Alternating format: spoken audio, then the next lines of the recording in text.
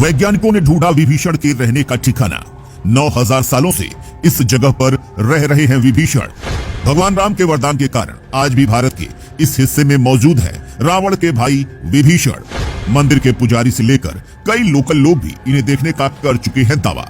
दोस्तों, आप अच्छे से जानते हैं कि हमारे धर्म ग्रंथों में 7 चिरंजीवियों के बारे में बताया गया है, जो लोग अनंत काल तक इसी धरती पर रहने वाले हैं, और जब भगवान कल्कि का अवतार होगा तो उनके साथ मिलकर ये पापियों का वध करने वाले हैं। लेकिन दोस्तों, आज हम आपको एक ऐसे चिरंजीवी के बारे में बताने वाले हैं जो आज भी भगवान जगन्नाथ के मंदिर में सबसे पहले आते हैं और भगवान के दर्शन करते हैं। और दोस्तों, जिसे देखकर आज दुनिया भर के वैज्ञानिकों के होश उड़ चुके हैं और उन्हें समझ में नहीं आ रहा है कि ये इंसान कई हजार सालों से जिंदा कैसे है।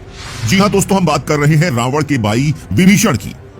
जी हाँ दोस्तों, वही विभीषण जिसने रामायण के युद्ध में भगवान राम का साथ दिया था और उन्हें ऐसे ऐसे राज भगवान राम को बताए थे जिससे वो रावण को हरा पाए। और दोस्तों, उसके बाद विभीषण की भक्ति से खुश होकर भगवान राम ने इनको चिरंजीवी होने का वरदान दिया था, और साथ ही भगवान राम ने विभीषण को लंका का राजपाट भी सौंप दिया था। लेकिन दोस्तों, ये बात बहुत कम लोग जानते हैं कि विभीषण जी भगवान राम के इतने बड़े भक्त थे कि लंका में रहते हुए भी वो भगवान राम से मिलने के लिए बहुत आतुर रहते थे, और जब कभी भी उनको मौका मिलता था वो अयोध्या चले जाते थे। और दोस्तों, जब भगवान राम का उनके परम धाम बैकुंठ लोक जाने का समय आया तो विभीषण जी ने भगवान राम से कहा कि वो उनके बिना इस धरती पर क्या करेंगे, और इसलिए मुझे अपने साथ ले चलिए। लेकिन दोस्तों, भगवान राम ने कहा कि जैसे तुमने रावण वध में मेरी मदद की है, वैसे ही मैं कलयुग में कल्कि का दशावतार लूंगा और तुम्हें मेरी मदद करनी होगी, इसलिए तुम्हें पृथ्वी पर ही रहना होगा।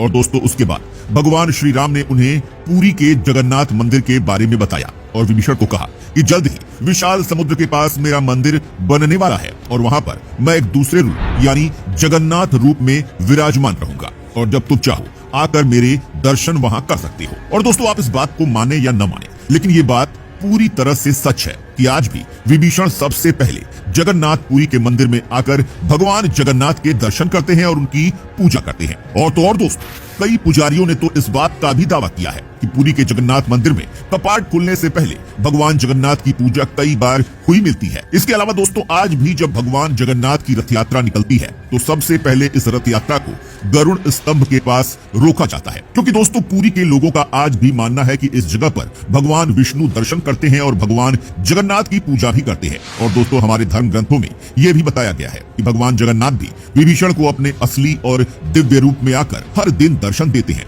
और दोस्तों, इस बात से बिल्कुल भी इनकार नहीं किया जा सकता कि विभीषण हजारों साल से पृथ्वी पर मौजूद है। लेकिन दोस्तों, फर्क इतना है कि हम उन्हें अपनी आंखों से देख नहीं पाते। जी हाँ दोस्तों, क्योंकि विभीषण जी को भगवान राम का वरदान मिला हुआ है, इसीलिए भगवान जगन्नाथ के दर्शन के लिए वे जब भी मंदिर में आते हैं तो उन्हें कोई भी आदमी अपनी सामान्य आंखों से देख नहीं पाता, क्योंकि दोस्तों विभीषण जी को देखने के लिए दिव्य आंखों की जरूरत है। लेकिन दोस्तों, इसके बावजूद भी जब विभीषण मंदिर में आते हैं तो उन लोगों को इसका एहसास हो जाता है कि मंदिर में जरूर कोई दिव्य शक्ति सबसे पहले भगवान जगन्नाथ की पूजा करने आती है।